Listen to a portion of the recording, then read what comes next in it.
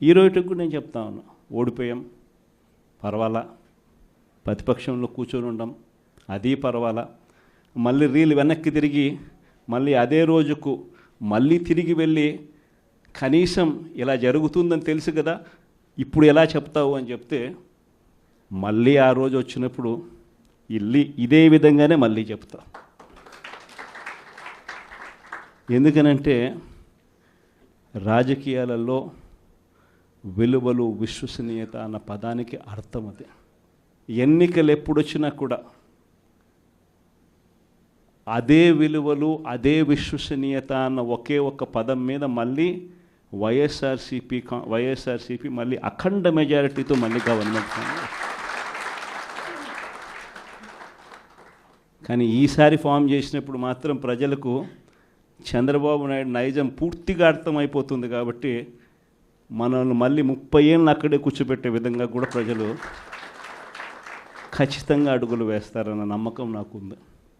ఎందుకంటే ఈరోజు ఒకవైపున ఇచ్చిన హామీలన్నీ కూడా పక్కకి వెళ్ళిపోవడం అన్నది ఒక ఆస్పెక్ట్ అయితే, రెండో ఆస్పెక్ట్ ఏమిటి అని అంటే ప్రతి వ్యవస్థ నిర్వీర్యం అయిపోయింది.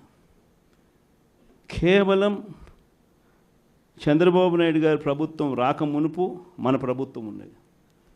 మళ్ళీ మన ప్రభుత్వంలో ఎలా ప్రతిదీ కూడా ఎలా పగడ్బందీగా ఎలా జరిగింది, చంద్రబాబు నాయుడు ఎందుకు చేయలేకపోతున్నాడు, ఈ చర్చ ప్రతి ఇంట్లోనూ కూడా జరుగుతూ ఉంది.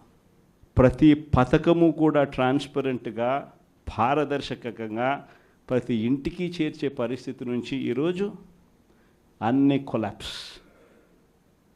కేవలం 9 నెలలు. ఒకవైపున వ్యవస్థలన్నీ కొలాప్స్, మరోవైపున ఏది చూసినా స్కామే. ఏ గ్రామంలో చూసినా బెల్ట్ షాపులు. ఎమ్మెల్యే దగ్గరుండి ఆక్షన్ పాడిస్తూ ఉన్నాడు. 2 లక్షల 3 లక్షల నీ ఇష్టం. ఆ 2 లక్షలు కట్టడానికి పోలీసులు సపోర్ట్ చేస్తారు, దగ్గరుండి మద్యం అమ్మేట్టుగా. ఎంఆర్పి రేటుకు వాళ్ళు కొనుక్కుంటారు, ఎంఆర్పి రేటు ప్లస్ ఇలా ప్రాఫిట్ వేసుకొని వాళ్ళు అమ్ముతారు. ఏ గ్రామంలో చూసినా కూడా ఏ బంకులో కూడా ఈరోజు మద్యమే కనిపిస్తూ ఉంది. మొట్టమొదటిసారిగా గవర్నమెంట్ నడుపుతా ఉన్న మద్యం షాపులను తీసేసి ప్రైవేట్ వాళ్ళని తీసుకొచ్చేసినారు. ఇసుక ఎక్కడ పడితే అక్కడ డబల్ ద రేటుకి అమ్ముతూ ఉన్నారు. ప్రతి నియోజకవర్గంలోని పేకాట క్లబ్బులు ఎక్కడ పడితే అక్కడ కనిపిస్తూ ఉన్నాయి. ప్రతి నియోజకవర్గంలో ఏ పని జరగాలన్నా కూడా, ఫ్యాక్టరీ నడపాలన్నా, ఆ నియోజకవర్గంలో మైన్ ఒకవేళ చేస్తూ ఉంటే చేసుకోవాలన్నా, ఏదైనా కూడా నాకింత నీకింత అని ఎమ్మెల్యే దగ్గర నుంచి మొదలైతే చంద్రబాబు నాయుడు దాకా పంచుకోవడాలి. ఇవన్నీ కూడా ఏ స్థాయిలో జరుగుతూ ఉన్నాయనంటే నిజంగా ఈరోజు వైఎస్ఆర్సీపీ పార్టీ కానీ వైఎస్ఆర్సీపీ ఎమ్మెల్యేలు కానీ ఈరోజు నిజంగా చాలా మంచోళ్ళ కింద కనిపిస్తూ ఉన్నారు ప్రజలకు. ఆ స్థాయిలో కేవలం 9 నెలల కాలంలోనే ఇంత దారుణంగా పడిపోయినాయి.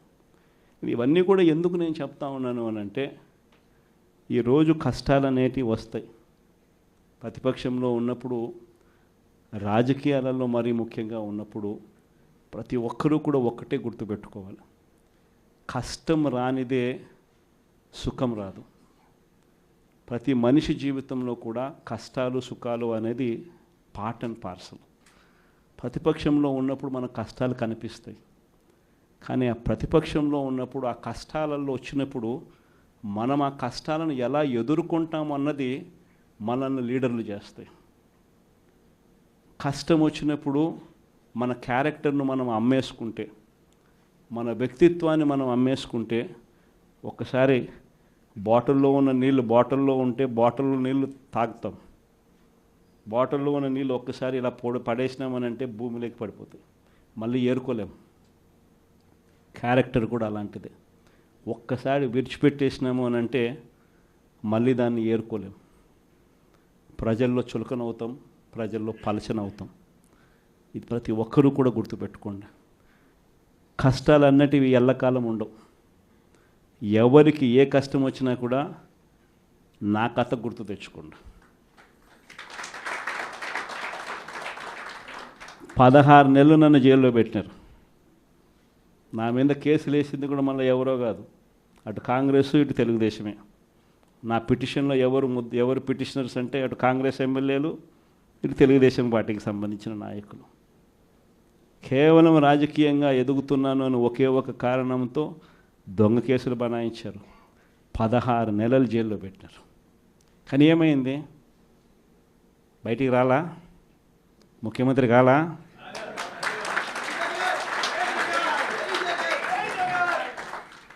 ప్రతి ఒక్కరు ఇది గుర్తుపెట్టుకోండి. ఎవరికైనా ఇంతే. మహా చేస్తే వీళ్ళు ఏం చేయగలుగుతారు? దొంగ కేసులు పెడతారు, కాదండంలా బెదిరిస్తారు, కాదండంలా మహా అయితే 3 నెలలు లోపల వేస్తారు, అది కాదండంలా. కానీ ఏం చేస్తారు? 3 నెలల తర్వాత మళ్ళా వస్తాం, రెట్టించిన ఉత్సాహంతో మళ్ళా పనిచేస్తాం. ఎవరెవరైతే మిమ్మల్ని జైల్లో పెట్టే కార్యక్రమం ఎవరెవరైతే చేస్తారో, మంచి చేసిన వాళ్ళని గుర్తుపెట్టుకోండి, చెడు చేసిన వాడిని గుర్తుపెట్టుకోండి. ఇద్దరిని గుర్తుపెట్టుకోమని చెప్తాను. ఊరికే చూస్తూ ఊరుకోం. వైఎస్ఆర్ కాంగ్రెస్ పార్టీ బ్రతుకుతుంది. వైఎస్ఆర్ కాంగ్రెస్ పార్టీ ఈ రాష్ట్రాన్ని ఏలుతుంది అని కూడా ఈ సందర్భంగా చెప్తాను. మరో 30 సంవత్సరాలు ఏళ్తామని కూడా ఈ సందర్భంగా కూడా మరి గట్టిగా కూడా చెప్తాను. కాబట్టి ఎవ్వరూ కూడా వైఎస్ఆర్ కాంగ్రెస్ పార్టీకి సంబంధించిన ఏ కార్యకర్త వెంటికి కూడా పీకలేడు అని చెప్పి కూడా ఈ సందర్భంగా చెప్తాను. ఇది ప్రతి ఒక్కరూ గుర్తుపెట్టుకోండి. ఒక్కటే గుర్తుపెట్టుకోండి, ఈసారి జగనన్న 2.0 కొంచెం వేరుగా కూడా ఉంటుంది. ఈసారి జగనన్న 2.0 కార్యకర్త కోసం ఎలా పనిచేస్తుందో కూడా చూపిస్తుంది.